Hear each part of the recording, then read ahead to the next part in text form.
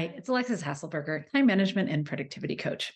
So, this month, October, is Breast Cancer Awareness Month. And as I shared last week, I was actually diagnosed with breast cancer about a year ago. I'm okay now. But this is on my radar now in a way that it just was not before, right? I think this is maybe the first October I'm really thinking about Breast Cancer Awareness Month. But more than that, I'm really thinking about all the different types of preventative health screenings and appointments, et cetera, that we put off when nothing's really wrong. Right. And I think back to that day when my doctor said, you don't have a family history of breast cancer. And, there is nothing that's making us think that you should need a screening right now. So yes, you're over 40, but like you could probably wait a few years, no big deal. And the part of me that wanted to do that because I had a really busy schedule was strong. But the other part of me, the more paranoid part of me was like, no, insurance is going to pay for it. I should just get this mammogram. And I am glad I did, because if I didn't get that mammogram, who knows what would have happened? Most certainly, whenever this cancer was found, it would have been at a much later stage that would have been probably much more devastating, much harder to take out, or perhaps it could have metastasized. Like, who knows what would have happened if I hadn't gone to go get that mammogram? And there are all sorts of other appointments that we put off, right? The eye doctor, our annual wellness checkup, our physical, going to the dentist, like all of these preventative routine things. And I work with so many people who, put this stuff off as well because it doesn't seem particularly urgent. And these types of preventative health screenings are actually just this perfect example of the things that are important but are not urgent yet. Right. And the thing about those things that fall into that important but not urgent camp is that they will become urgent eventually. And you will be really annoyed that you waited if you wait and realize now I'm having to deal with something so much worse, or that it doesn't fit into my schedule, or whatever that is. It's going to be so much worse. But also, I know you're busy, and I know it can be hard to make time for these things that are important but not urgent. And so I want to give you just a few tips for how you can build into your schedule and make time for these types of preventative health screenings that are really, really important, right? That's the mammograms, it's the colonoscopies, like none of it is super fun, but it's really important. And so what are the things that you can do to make this happen?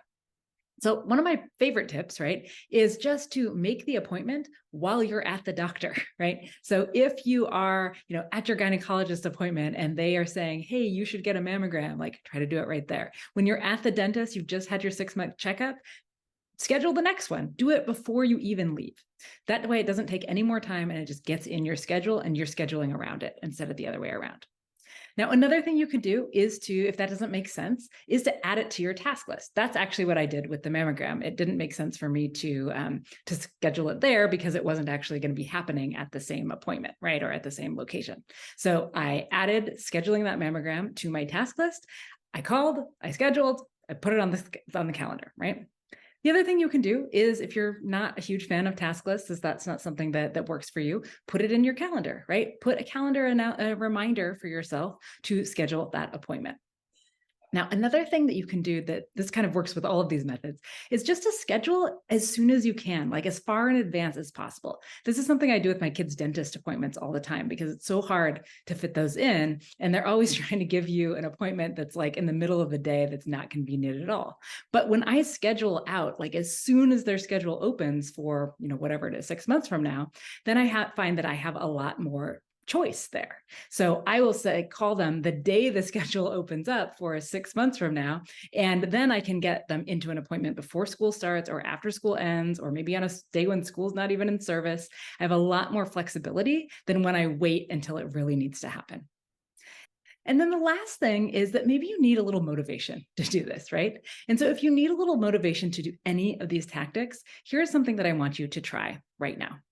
I want you to write down all of the downsides of not making that appointment, right? I want you to think about it. If you don't make that appointment right now, if you don't see that a cavity might be coming that you can get filled, maybe it's a root canal, than a year from now or 2 years from now. If I didn't go and get a mammogram right away, it wouldn't have been stage 1 cancer. It would have been stage something worse cancer, right?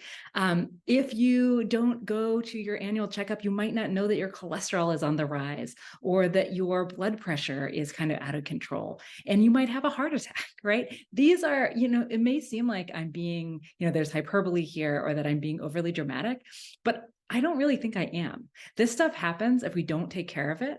And so the best thing that we can do for ourselves is to really take care of those preventative health appointments. They're called preventative for a reason, so that you don't have to deal with the eventual consequences. And so if you have been struggling to do this, if you know there's an appointment that you've just been putting off, I want you to take just 5 minutes today and schedule that appointment and leave a comment when you've done it.